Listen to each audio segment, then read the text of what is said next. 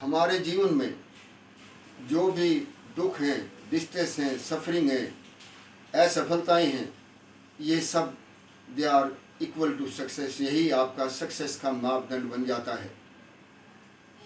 हम जीवन को सही तरीके से जब इसका मूल्यांकन करने निकलते हैं तो ये फेलियर हैं, they are stepping stone towards your success. लेकिन हम विपदाओं से, आपदाओं से घबरा जाते हैं और वहीं पर हमारा अंत हो जाता है। राबिया नाम की एक संत हुई है जो कि हज़रत मोहम्मद साहब के 100 साल के बाद में हुई थी। बचपन में ही माँ बाप गुजर गए, देखने वाला कोई नहीं था। किसी ने बच्ची को देखा और वहाँ पर उसको गुलामों की तरह, मनुष्य की भी वहाँ पर अरब के देशों में नीलामी होती थी। वहाँ पर एक दास के रूप में उसको एक शेख ने, पठान ने, उसको सेठ ने खरीद लिया और वह उसके यहाँ पर बच्चों को खिलाने लगी। बड़ी हुई, काम करने लगी, बर्तन, झाड़ू, चौका, जो भी उसके समय आता, इस प्रकार से वह काम करती रही। लेकिन जो भी समय मिलता वह उस भगवान की इबादत में, उस खुदा की इबादत में लगा देती। एक बार रात को वह भगवान की अपनी पूजा कर रही थी, इबादत कर रही थी, तो अंधेरा था, पहले लाइट भी नहीं होती थी। शेख जो पठान, जिसने वो लड़की को गुलाम के रूप में ख़रीदा था, वहाँ कमरे के अंदर गया तो वहाँ पर देखा कि पूरे कमरे में रोशनी ही रोशनी है। तो वो लड़की कह रही थी कि हे खुदा, मुझे वक्त नहीं मिलता तुम्हारी इबादत करने के लिए, इतना ही मिलता है उसमें मैं कर लेती हूँ। दिन भर सेठ का, पठान का मैं कार्य करती हूँ, इसलिए मुझे क्षमा करना। जो समय मिलता है मैं आपकी इबादत में लगा देती हूँ। जब पठान ने ये सब सुने कि इतनी छोटी सी बच्ची 10-12 साल की, और ये विचार, ये रोशनी, उसने अगले दिन ही लड़की को मुक्त कर दिया और वो आज़ाद कर दी। इस प्रकार से विपदाओं का देखें तो एक छोटी बच्ची के लिए इससे बड़ा पहाड़ नहीं होता, लेकिन उसमें भी वह भगवान की शक्ति के ऊपर भरोसा रखा और कामयाब हुई। इसी प्रकार से भगवान हमें विपदाएं, मुसीबतें, फेलियर देता है, उसके ऊपर भरोसा रखो कि आगे सफलता आपके जीवन में है। ये कोई परमानेंट नहीं है, इसलिए अपने मन को दुखी ना करें, मन को निर्विचार करें और देखें कि आप बिल्कुल हल्के फुल्के और निर्विचार हो गए। आप सीता माता का जीवन देखें तो कितना विपदाओं से भरा हुआ था।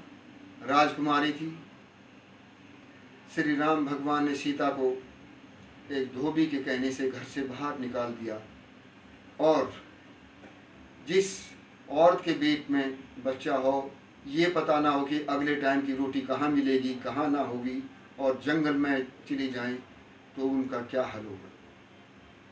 क्योंकि उसने जो समाज के हथौड़े और छीनी थे उनका वो बर्दाश्त किया प्रहार को, और वो एक पूजनीय बन गई सारे संसार के लिए। देखिए, आप अपने मन को निहारें, अपने आप को। आप एकदम से चिंताओं से मुक्त होते हुए मन को निर्विचार करें। अपने मन को एकदम से अपने भावों से मुक्त करें, कोई भी मन में विचार ना रखें। मन शांत, तन शांत। आप प्रभु की गोद में समाये हुए आपके सब दुखों को वह अपने अंदर लेता हुआ आप प्रभु की गोद में समाये हुए सब और दुखों का वही लेता है, वही आपका कल्याण करता है।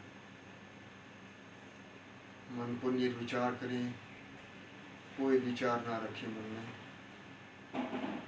देखिए, आप सब तरह के अपने विपदाओं से, मुसीबतों से छुटकारा पाते हैं। मन को शांत करें थोड़ी देर के लिए। निर्विचार।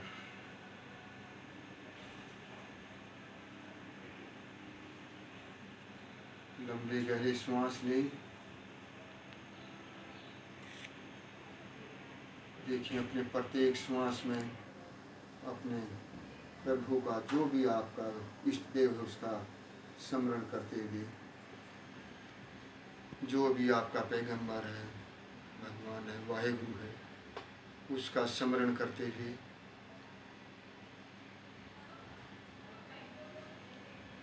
अपने मन को पुनः आज्ञा चक्र पर लगाएं और देखिए पूरा शरीर आपका प्रकाशमय होता हुआ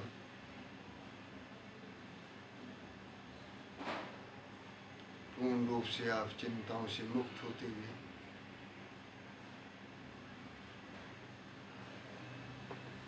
इस तरह से ही अपने अगर करते हैं तो आप अपने ज़मीन में बैठ के करें और आप बेड के ऊपर भी कर सकते हैं।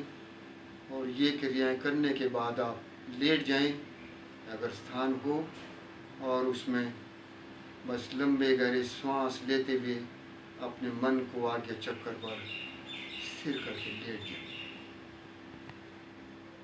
आप सब चिंताओं से मुक्त होते हैं, प्रभुताओं की प्राप्ति होती है। जितने सेकंड भी आप निर्विचार हो जाते हैं उतना ही समय आप प्रभु के आगोश में रहते हैं, गोद में रहते हैं। ओम